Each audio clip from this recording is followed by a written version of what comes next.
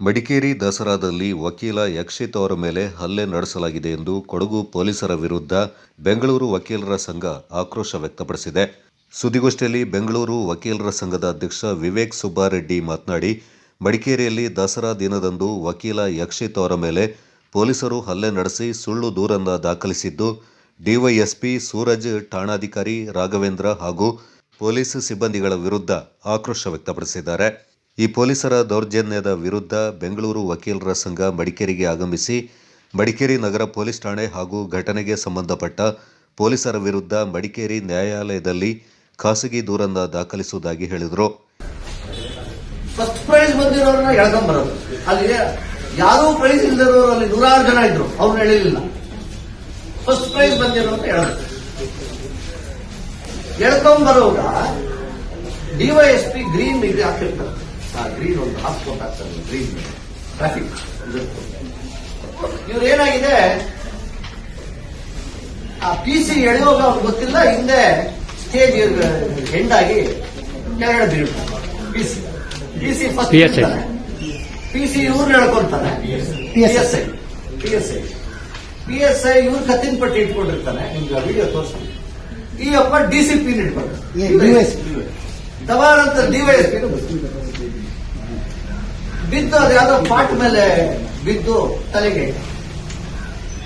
ಅದನ್ನ ಏನಂತ ಬಿಂಬಿಸಿದ್ರು ಅಂದ್ರೆ, ವಕೀಲರು ಹೋಗಿ ಡಿವೈಎಸ್ಪಿ ಹೊಡೆದ್ರು ಅಂತ ಕರ್ನಾಟಕ ಇಡೀ ರಾಜ್ಯದಲ್ಲಿ ಇವರು ಪೊಲೀಸರು ಅವ್ರ ವರ್ತಮಾನನ ಅವರು ಮಾಧ್ಯಮಕ್ಕೆ ರವಾನಿಸಿದ್ರು.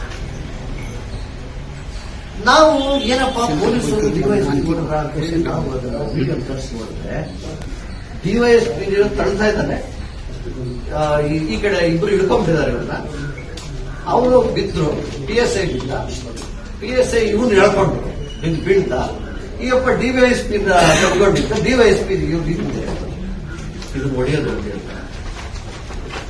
ಅಟ್ಲೀಸ್ಟ್ ಡಿವೈಎಸ್ಪಿ ಹೇಳಿದ, ನನಗೆ ಬಿದ್ದೆ ಅಂತ ಹೇಳಿದ.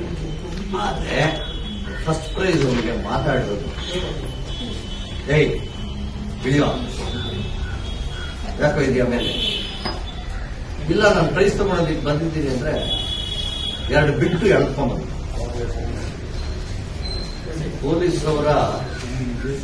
ಪೊಲೀಸ್ ಅವರಿಗೆ ಮಾನವೀಯತೆ ಇಲ್ಲವೇ ಇಲ್ಲ ಅನ್ನೋದು ಅನೇಕ ಅಧಿಕಾರಿಗಳಿದ್ದಾರೆ. ಪೊಲೀಸ್ ಅಧಿಕಾರಿಗಳು ಒಳ್ಳೆಯ ಸೌಮ್ಯ, ವ್ಯವಸ್ಥಿತವಾಗಿ ನಡ್ಸ್ಕೊಂಡು ಹೋಗುವಂತ ಮಾನವೀಯತೆ ಇರುವಂತಹ ಅಧಿಕಾರಿಗಳು ಇವತ್ತಿದ್ದಾರೆ ಫೋರ್ಸ್ನಲ್ಲಿ.